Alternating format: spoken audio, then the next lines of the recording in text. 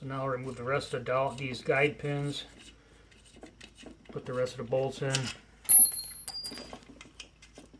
and torque everything up. Everything should be good.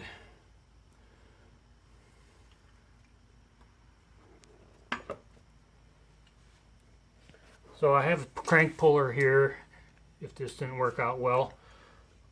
I'd rather do it this method here because when you use a crank puller, the bearing is actually going pop, pop, pop, pop, pop, pop down the shaft.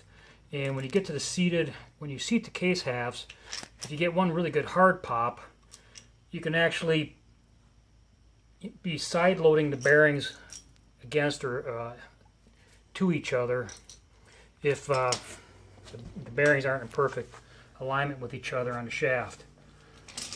What I did is I pushed down really hard to make sure that this bearing inner race was on the shaft in perfect alignment. I did a pre-crush on the gasket ahead of time, so I know the gasket isn't going to crush much when the bolts are torqued. So putting this on all the way by hand, I know that I don't have any side loading on a bearing one way or the other, because you can do that if you accidentally push or pull too hard on the shafts, and because it's a press fit on both sides.